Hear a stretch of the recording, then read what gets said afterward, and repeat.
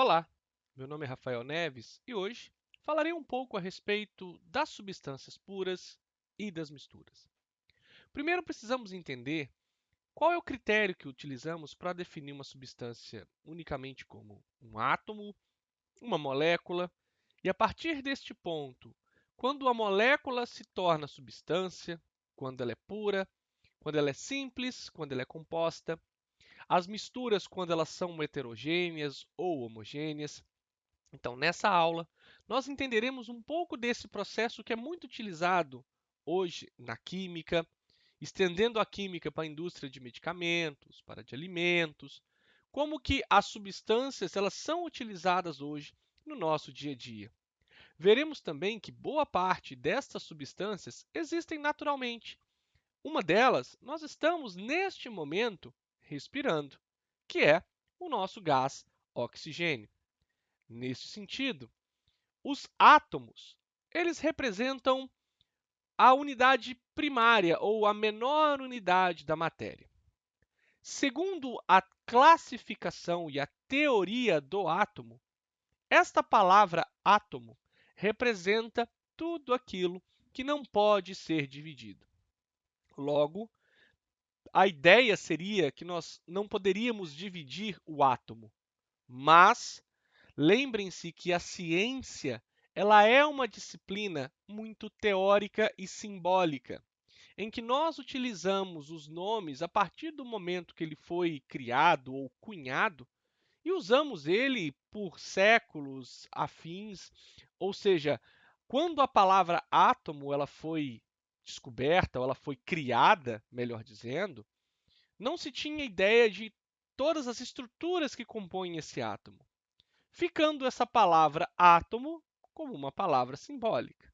E aqui, alguns elementos que existem na natureza, seu símbolo atômico, que são de conhecimento de todos nós. O ferro, por exemplo, ele é simbolizado pelo símbolo químico Fe, o cálcio, como Ca, a prata, Ag. Mas por que Ag, sendo que o ferro começa com Fe e o cálcio começa com Ca? Porque as palavras em ciência, elas são dadas em grego ou também em latim, sendo essa última a língua latinizada mais usual para dar nome às espécies. O oxigênio, O. Só que na natureza nós não encontramos nenhum elemento puro. A pureza de um elemento ela só é encontrada ou só pode ser encontrada em condições de laboratório. Então, sempre um elemento químico estará misturado ao outro. Logo, se pegarmos um átomo e juntá-lo a outro átomo, nós teremos a molécula. Logo, os átomos se diferem das moléculas porque as moléculas são formadas pela união de átomos, podendo ser esses átomos iguais ou átomos diferentes. Como, por exemplo, nesse último esquema, dois hidrogênios representados pela letra H, mais o oxigênio, formando para a gente o H2O.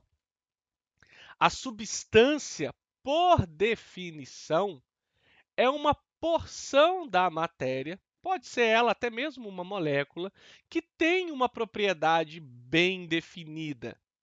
Isso é a definição de substância química. Então, nós temos o fósforo, o sódio, o cloro, o chumbo, entre outros. A substância ela é um material formado por moléculas quimicamente iguais. Dois átomos de hidrogênio formam o H2. Dois átomos de hidrogênio mais um de oxigênio formam a molécula de água. A água, então, é uma substância. A substância pura simples, ela é constituída de uma molécula formada por um átomo do mesmo elemento químico, ou seja, o mesmo tipo de átomo. Assim, a substância pura é todo material que possui as seguintes características.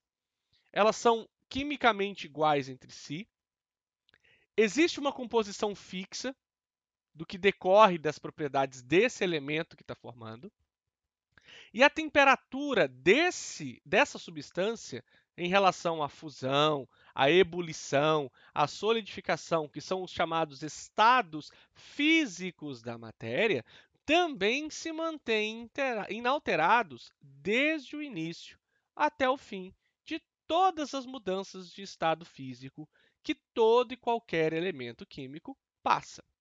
Há um exemplo, nós temos a água. A água que nós bebemos está no estado líquido.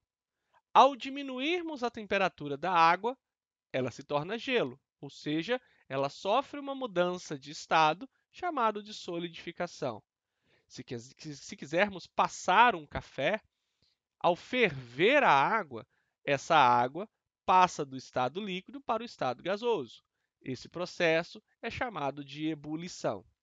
Neste sentido, as substâncias puras simples, como dito anteriormente, para reforçar, elas são formadas por um único tipo de elemento, como por exemplo o gás hidrogênio, a camada de ozônio, que é formada somente por oxigênio, o gás oxigênio que nós respiramos. Então, reparem uma coisa, que o oxigênio que nós respiramos, o gás oxigênio, ele entra para os pulmões e, ao expirarmos, nós mandamos o CO2 para fora. O CO2 tem um átomo de carbono e 2 de oxigênio. Nesse caso, o oxigênio que respiramos é uma substância pura simples, mas o CO2, que é o gás carbônico, não representa uma substância pura simples, porque tem uma mistura de dois elementos químicos diferentes.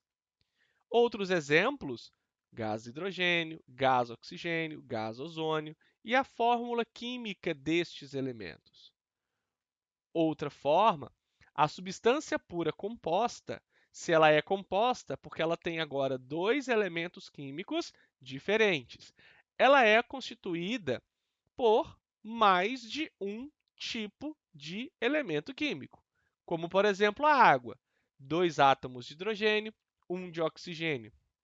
O cloreto de sódio, ou o chamado sal de cozinha, que nós usamos em casa, que as indústrias de alimento, principalmente alimentos ricos em sal, quando fala-se rico em sódio, ele possui um elemento químico, uma mistura, né, uma substância pura composta, formada por dois elementos químicos diferentes, o Na e o Cl. O Na é o sódio e o Cl é o cloro. Então, é o cloreto de sódio. E o açúcar, que é um composto químico formado por açúcares mais complexos, né? Duas moléculas de glicose, em que o açúcar que nós usamos para adoçar o suco, o café ou o achocolatado, os alimentos ricos em açúcar, possuem o açúcar de cozinha, cuja fórmula química é o C12H12O11. Ou seja, C12, ou seja, 12 átomos de carbono, 22 de hidrogênio, 11 de oxigênio. Então, aí está uma diferença entre as substâncias puras, sejam elas simples ou compostas. Embora substâncias, como dito anteriormente, tenham uma função pré-definida, a simples é formada por um único tipo de elemento químico e é composta por dois ou mais tipos diferentes de elementos químicos.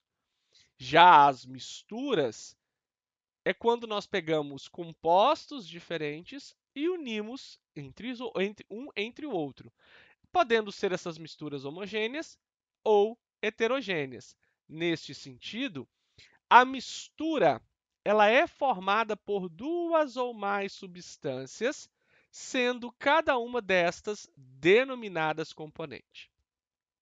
Cada mistura possui uma fase, ou podendo ter mais de uma fase.